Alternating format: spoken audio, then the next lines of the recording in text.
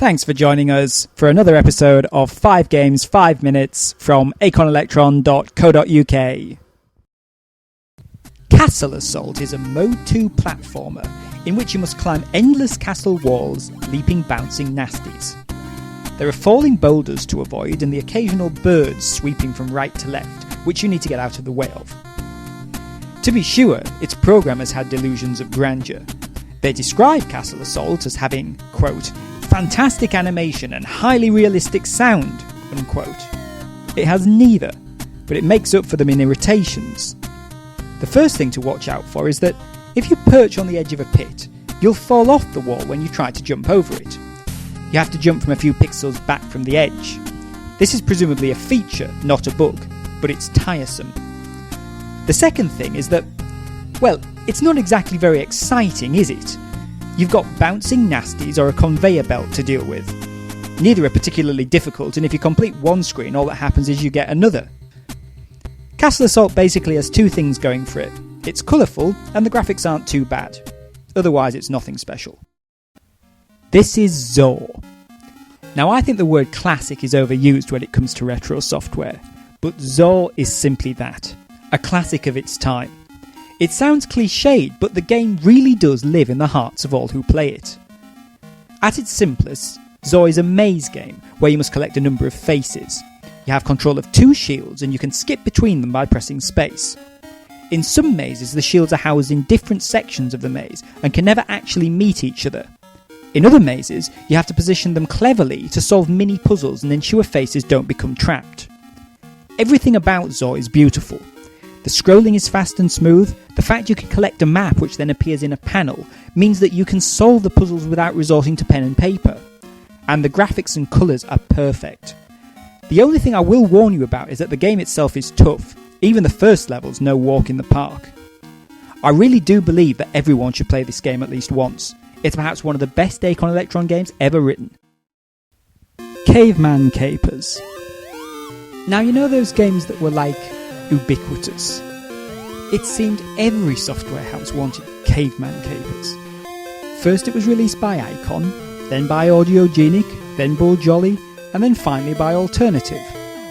Blimey, what was all the fuss about? It's only one man riding a turtle, for goodness sake.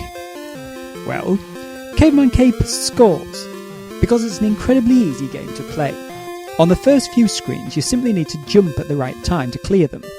Oh yeah, and avoid the grinning dinosaurs stretching over the right hand side. As the screens get more difficult, you have to deal with low-flying pterodactyls, both in and out of caves, as well as that dinosaur that leans progressively closer. Get your timing wrong, and you get a nice animation where you fall flat on your face. It reminds me a little of the old cartoon The Flintstones, which might explain why it was so incredibly popular. Even now, it's aged amazingly well, and it's still great fun to play. It's tempting to jump straight into Camelot without reading the instructions. After all, it just looks like another graphic adventure, right? Wrong. Don't do it, because yes, Camelot is another graphic adventure, but one with so many quirks that if you try to play it without knowing about them, you'll be suicidal within a few minutes. You play King Arthur, and your mission is to score 3,000 points. You score points by killing creatures and collecting gold bags. You can throw fireballs to kill creatures. However, and this is vitally important to appreciate, every time you kill a creature, the energy level of all other surviving creatures is increased.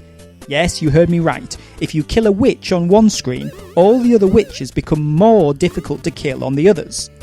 You can carry up to 5 items at a time too, but in another quirk, you can only carry one of each item type at any time. So for example, one key is your lot. Open a door with it to make it disappear.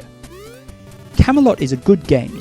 Released by superior Acornsoft, it even surpasses the standards set by previous graphic adventures. It runs full screen in Mode 1. Hence, its graphics are very well defined. Confusion. Do you hear the music in the background? It's not often that you get a music track recorded on the reverse side of a cassette tape, but with Confusion, you do. The game was Incentive's one and only arcade game, and it's basically sliding block puzzles with characters floating around on them. The aim is to get the spark to the bomb, or bombs, by creating a path for it to travel along. As you can imagine, that's easier said than done. Now there are basically two different ways to tackle this. As every grid starts the same way, you can work out the combinations of keys to press to get the grid in order, and so determine how to complete a level by trial and error. Or, you can press space to start, and then furiously move the blocks about in a blind panic, and just hope that it all works out for the best. Confusion was later released by Alternative Software, without the 80s music being included. What a shame. Not.